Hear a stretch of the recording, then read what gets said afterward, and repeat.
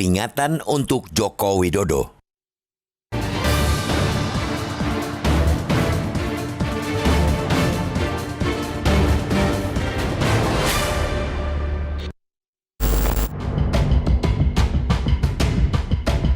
Keresahan publik menyaksikan langkah-langkah eksesif Presiden Joko Widodo yang melawan demokrasi kian memuncak.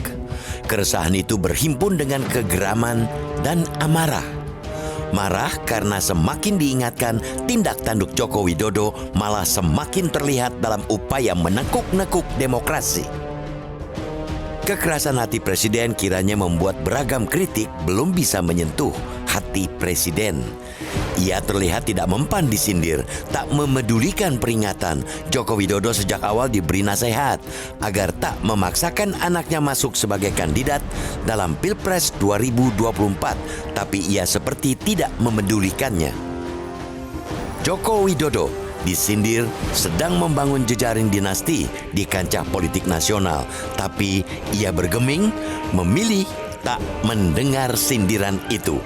Para kritikus menyindir selagi masih memungkinkan dia bisa mengontrol kekuasaan. Jalan dinasti dan nepotisme pun tak menjadi soal untuk dilakukan.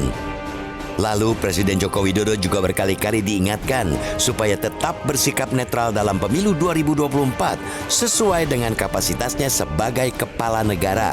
Itu pun sama sekali tidak digubrisnya. Keberpihakannya terhadap kandidat tertentu justru semakin terang-terangan.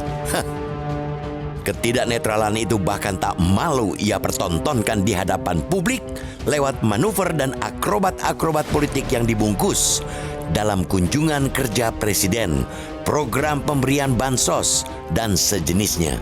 Pendeknya, tindak tanduk Joko Widodo sudah semakin jelas dan nyata melawan prinsip demokrasi. Maka, menjadi amat wajar bila keresahan publik kian menumpuk, kemarahan makin membumbung.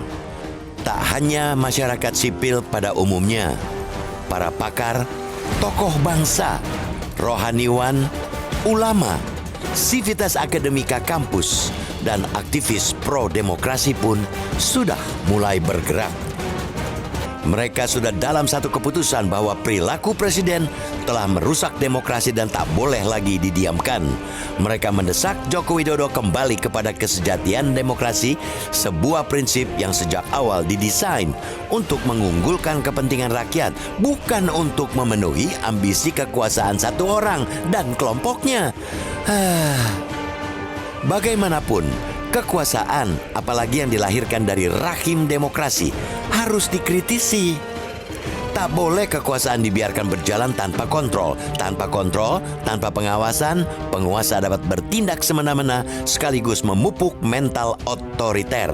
Gejala-gejala otoritarian itu kini semakin terlihat. Karena itu, sudah selayaknya Presiden diberi peringatan keras, sekeras-kerasnya. Membiarkan penguasa merusak sistem kepublikan dan ketatanegaraan bernama demokrasi, sama saja kita ikut menyumbang kerusakan itu. Pada saat sama, Joko Widodo juga mesti menghentikan segala bentuk penyimpangan yang dilakukan dirinya maupun aparat, pejabat negara, dan aktor politik yang berada di belakangnya. Presiden harus kembali mengedepankan nilai-nilai kerakyatan dan keadilan sosial setelah sekian lama ia dimabukkan oleh ambisi menomorsatukan keluarga dan kroni-kroninya.